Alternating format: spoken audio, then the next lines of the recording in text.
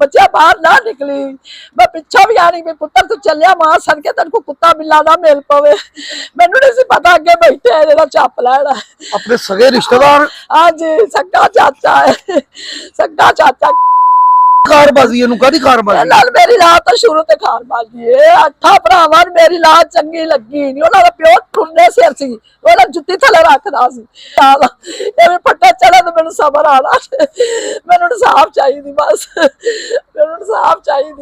एक माँ रो रही है, उसकी हालत आपके सामने है कि किस तरीके से उसके बच्चे को मार दिया गया है और माँ इंसाफ की दुआएं कर रही है।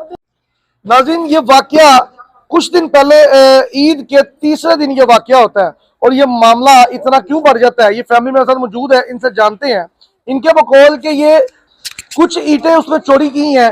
चोरी करने के बाद जब इन्होंने उसकी कंप्लेन करवाई है थाने के अंदर, वो इसका गुस्सा निकालता रहा, इनको बार बार धमकाता रहा।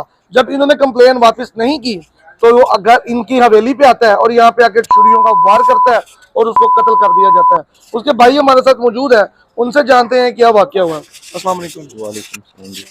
ये क्या वाकया होता है? वाकया सर ये ਇਹਨਾਂ ਨੇ ਸਾਡੀਆਂ ਇੱਟਾਂ ਚੋਰੀ ਕੀਤੀਆਂ ਸੀ। ਅਸੀਂ ਉਹਦੀ ਵਜ੍ਹਾ ਤੋਂ ਦਰਖਾਸਤ ਦੇ ਦਿੱਤੀ ਸੀ। ਉਸ ਵਜ੍ਹਾ ਤੋਂ ਇਹਨਾਂ ਆਪਣੀ ਆਜ਼ਾਦੀ ਨਾ ਰੱਖੀ ਹੈ। ਇੱਕ ਦਫਾ ਪਹਿਲੇ ਵੀ ਸਾਡੇ ਮੇਰੇ ਕੋਕੇ ਤੇ ਆ ਕੇ ਨੇ ਹਮਲਾ ਬੋਲਿਆ, ਸਾਨੂੰ ਇੱਟਾਂ ਉਟਾਂ ਨਾਲ ਮਾਰੀਆਂ, ਕਾਫੀ ਮਸਲੇ ਕਿ ਸਾਡੇ ਸਿਰ ਸੁਰ ਪਾਟੇ ਨੇ। ਜਦੋਂ ਇਹ ਮਸਲਾ ਆਇਆ ਤੁਸੀਂ ਉਦੋਂ ਕੰਪਲੇਨ ਨਹੀਂ ਕਰਵਾਈ ਦੁਬਾਰਾ? ਹਾਂਜੀ ਕੰਪਲੇਨ ਹੋਈ ਸੀ, ਪਰਚੇ ਹੋਏ ਸੀ, ਹਮਲਾਵਰ ਹੋ ਗਏ ਸਾਡੇ ਉੱਤੇ। ਵੱਡਿਆਂ ਨੇ ਸੁਲਾਹ ਕਰਵਾਈ ਸੀ। ਠੀਕ ਹੈ, ਉਸ ਸੁਲਾਹ ਦੇ ਦੌਰਾਨ ਇਹਨਾਂ 3 ਲੱਖ ਰੁਪਇਆ ਵੀ ਲਿਆ ਸਾਡੇ ਕੋਲ। ਕਿਹਨਾਂ ਨੇ ਲਿਆ ਹੈ? ਇਹ ਮੁਜਰਮ ਪਾਰਟੀ ਨੇ। ਤੁਹਾਡੇ ਕੋਲੋਂ 3 ਲੱਖ ਰੁਪਇਆ ਲਿਆ? ਕਿਸ ਵਜ੍ਹਾ ਤੋਂ? ਕਿ ਉਧਰ ਉਧਰ ਹੀ ਜਿਹੜਾ ਨਾ ਇੱਕ ਦੂਸਰੇ ਨੇ ਸਿਰ ਪਾਟੇ ਸੀ, ਇਹਨਾਂ ਦੇ ਬੇਟੇ ਨੂੰ ਕੱਟ ਲੱਗ ਗਿਆ ਸੀ ਮਾੜਾ ਜਿਹਾ ਤੁਹਾਡੇ ਕੋਲੋਂ? ਹਾਂਜੀ, ਉਸ ਵਜ੍ਹਾ ਤੋਂ ਇਹਨਾਂ ਸਾਡੇ ਕੋਲ 3 ਲੱਖ ਰੁਪਇਆ ਲਿਆ। ਫਿਰ ਇਹਨਾਂ ਸੁਲਾਹ ਕਰ ਲਈ। ਸੁਲਾਹ ਕਰਨ ਤੋਂ ਬਾਅਦ ਸਾਨੂੰ ਨਹੀਂ ਪਤਾ ਕਿ ਇਹਨਾਂ ਇੰਨੀ ਜ਼ਾਤੀ ਨਾ ਰੱਖੀ ਹੈ, ਅਸੀਂ ਤਾਂ ਉਸ ਗੱਲ ਨੂੰ ਭੁੱਲ ਗਏ ਸਾਂ। ਠੀਕ ਹੈ, ਉਸ ਤੋਂ ਬਾਅਦ ਜਿਹੜਾ ਨਾ ਇਹ ਸਲਾਹ ਮਸ਼ਵਰਾ ਕਰਦੇ ਆ ਆਪਣੀ ਹਵੇਲੀ ਦੇ ਵਿੱਚ ਬੈਠ ਕੇ। ਉਹ ਮਸ਼ਵਰਾ ਕਰਕੇ ਫਿਰ ਉਹ ਸਾਹਮਣੇ ਮੰਜਾ ਪਿਆ ਜੇ, ਉੱਥੇ ਆ ਕੇ ਬੈਠੇ ਰਹਿਣੇ ਦੋਨੇ ਬਾਪ ਬੇਟੇ, ਉੱਥੇ ਵੀ ਮਸ਼ਵਰੇ ਕਰਦੇ ਰਹਿਣੇ। ਸਾਨੂੰ ਇਸ ਚੀਜ਼ ਦਾ ਨਹੀਂ ਸੀ ਪਤਾ। ਸਾਨੂੰ ਪਤਾ ਹੁੰਦਾ ਤੇ ਹੋ ਸਕਦਾ ਕਿ ਅਸੀਂ ਆਪਣੇ ਭਰਾ ਨੂੰ ਬਚਾ ਲੈਂਦੇ। ਠੀਕ ਹੈ ਨਾ।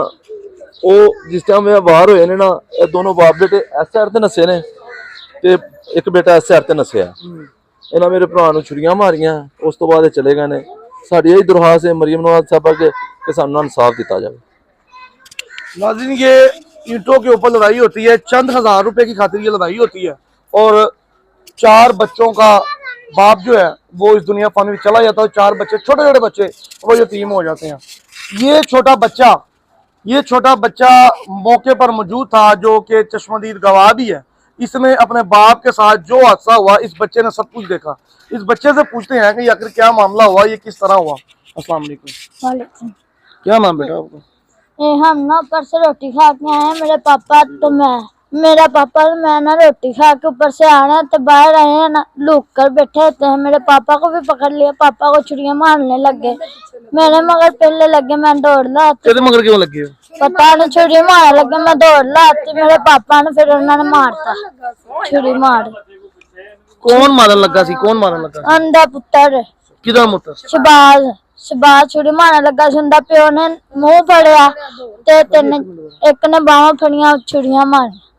उनके पुत्र ने कढ़ाया शबाज। यानी ਉਹਦੇ ਬਾਪ ਨੇ ਪਿੱਛੋਂ ਆ ਕੇ ਫੜਿਆ? हाँ जी, ਇਹਨਾਂ ਨੇ ਛੁਰੀਆਂ ਮਾਰਤੀਆਂ? हाँ जी, एक ने मुंह ते हाथ रखा। तू मौके ਤੇ मौजूद ਸੀ? हाँ जी, मौके शोर पाया? शोर पाया तो मैं भज्जिया वा। मेरे मगर मेरे छुरी लैके मेरे मगर लग गया, मैं भज्जिया। हाँ जी, रले दोवां चुप करके लोके मार। कौन मां की सी दोवां दा? एक दा नाम शबाज, इमरान। तू पर्दा में? नहीं। नाज़रीन ये कितनी साल उम्र है आपकी? 10 साल।